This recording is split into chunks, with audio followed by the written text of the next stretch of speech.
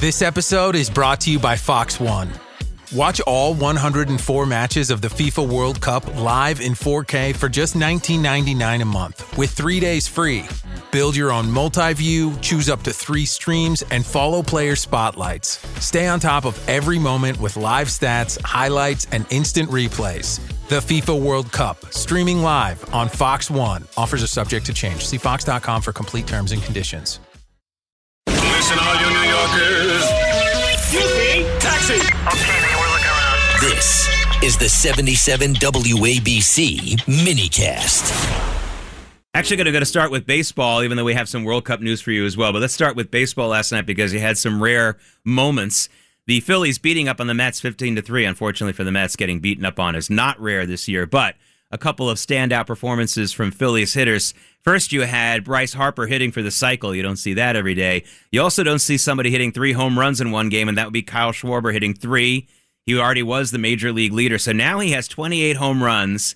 And the Phillies have played 76 games, so very good chance for Schwarber to be on pace to hit 60 home runs for the season when they hit the midpoint of the season, which would be after 81 games for those of you who can do the quick math.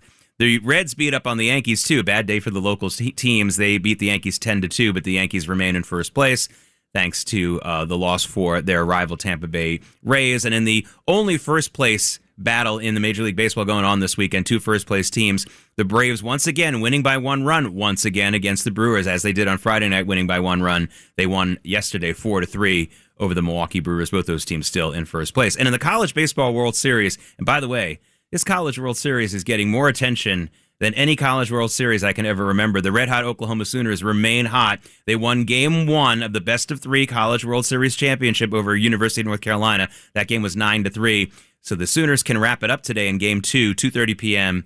Of course, those games are played in Omaha at that very, very historic stadium where they play the College World Series. It's now known as the Charles Schwab Stadium, but it is always in Omaha. Now let's get to the World Cup. We had an exciting game between Germany and Ivory Coast. A couple of undefeated teams coming in with 1 win going into that game. Ivory Coast took the early lead 1-0 and held it for quite a while. Germany eventually tied it, and then in extra time, in the 94th minute, there were 7 minutes added for extra play time, injury time, timeout time, that kind of thing. Germany won it in the 94th minute with a goal. They won 2-1. The Netherlands beating up on Sweden 5-1. Ecuador and Curacao had a 0-0 tie. You always love those. And Japan beat Tunisia, beating up on them 4-0. Today's matches, including some interesting ones, by the way. Spain is going to be playing Saudi Arabia.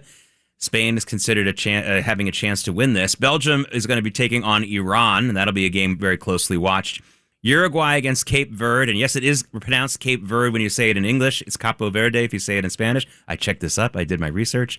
And New Zealand is going up against Egypt. Now, speaking of extra research, you may have remembered that yesterday I mentioned that the Mets and the Phillies did not play on a Friday night. Every once in a while, with the new computerized schedule that the Major League Baseball is using, teams often don't play. Like, not often. There's often a weekend where a team or two doesn't play on a weekend, which is really unusual in Major League Baseball. That doesn't usually happen. Friday night games off, Sunday games off. According to, and I thought this was just another one of these scheduling quirks, it was actually because there was a World Cup game earlier in the day there in Philadelphia. Although, still going to scrutinize that a little bit.